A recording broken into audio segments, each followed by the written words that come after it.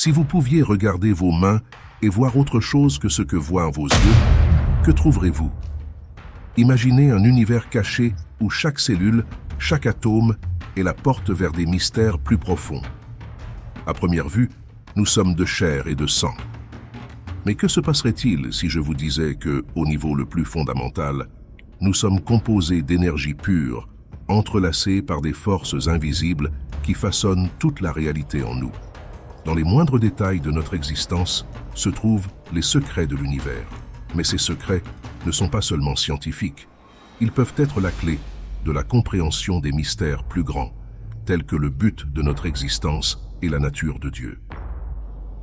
Lorsque les scientifiques ont regardé pour la première fois à travers un microscope électronique, ils ont découvert un nouveau monde.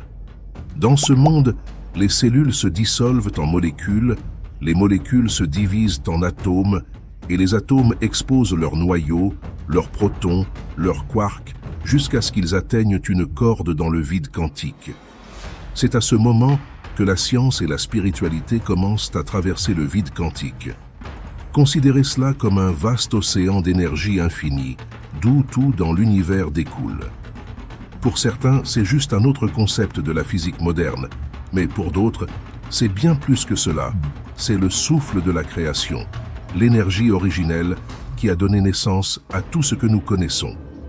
Et si cette énergie, étudiée et discutée par les scientifiques, était la véritable manifestation de ce que beaucoup appellent Dieu? Certains érudits croient que si Dieu existe dans toutes les choses, dans chaque particule, dans tous les coins de l'univers, c'est peut-être bien ce vide quantique, cette force qui nous connecte, qui pénètre tout ce qui nous entoure. Si cela est vrai, les implications sont profondes. Dieu n'est pas seulement une entité lointaine, mais une énergie vitale qui bat dans chaque atome de notre être. Maintenant, imaginez une expérience réalisée il y a plus de 200 ans, qui a choqué la communauté scientifique. Imaginez tirer une petite particule, un électron, sur une barrière avec deux fentes. On s'attend à ce que cet électron, aussi petit qu'une bille, passe à travers l'une des fentes et laisse une empreinte de l'autre côté. Mais ce qui s'est passé était différent, très différent. Au lieu de traverser une fente, les électrons traversent les deux fentes simultanément. Comme une vague, elle se déploie vers des points d'impact infinis, défiant tout ce que nous pensons savoir. Mais le mystère ne s'arrête pas là.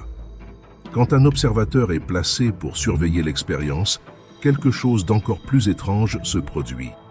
Les électrons, qui étaient auparavant des ondes, se comportent comme une particule, comme une simple bille, laissant seulement deux marques de l'autre côté. Le simple acte d'observation peut-il changer la réalité? L'observateur a-t-il influencé le comportement des électrons? Est-ce que cela dit quelque chose sur notre propre existence? Sommes-nous en quelque sorte constamment façonnant le monde autour de nous avec nos pensées et nos croyances? Dans son livre La biologie de la foi, Bruce Lipton propose que chaque atome de notre corps est un vortex d'énergie qui tourne, vibre et émet des modèles uniques. Ces modèles se combinent pour créer les signatures énergétiques qui nous définissent. Et si notre esprit, nos pensées, pouvaient changer cette énergie? Et si le simple acte de croire et de penser pouvait changer notre réalité? Tout comme l'observation modifie le comportement des électrons. Ce qui est peut-être plus intéressant, c'est la preuve que deux particules très éloignées peuvent être mystérieusement liées. Déplacer l'un et l'autre réagira immédiatement comme s'il n'y avait pas d'espace entre eux. Ce phénomène, connu sous le nom d'enchevêtrement de particules, remet en question notre compréhension de l'espace et du temps et soulève la question inquiétante de savoir si deux particules peuvent-elles être reliées de cette façon. Qu'est-ce que cela signifie pour nous? Nos pensées, nos émotions peuvent-elles influencer les autres à distance? À un niveau fondamental, sommes-nous connectés non pas par des fils invisibles, mais par un réseau d'énergie quantique? Si les pensées créent vraiment la réalité, si tout autour de nous, de la santé au succès, est façonné par l'énergie que nous projetons, Pensez au nombre de fois que vous avez quitté la maison dans la peur, avec le sentiment que quelque chose de mauvais pourrait arriver. Combien de fois cette peur est-elle devenue réalité? Peut-être inconsciemment, en nous concentrant sur le négatif, nous attirons ce que nous craignons le plus. Mais que se passe-t-il si nous nous concentrons sur le positif? Et si nous croyons vraiment que nos esprits ont le pouvoir de créer une meilleure réalité? Peut-être, juste peut-être, l'univers répondra de la même manière. Cependant, la question se pose. Pourquoi ne pouvons-nous pas simplement créer une grande richesse ou un succès instantané avec nos pensées? La réponse peut résider dans les croyances sous-jacentes.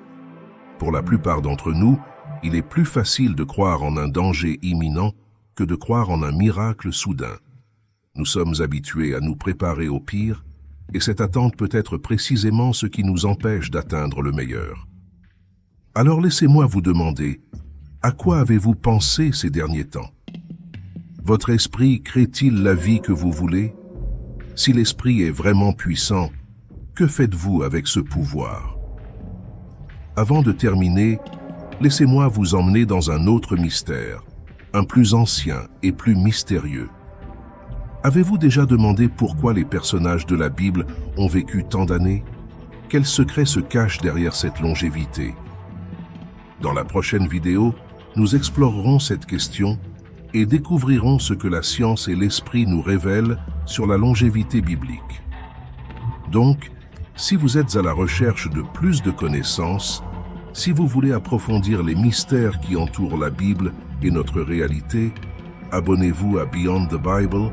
Ce voyage ne fait que commencer et il y a beaucoup plus à découvrir dans la prochaine dimension.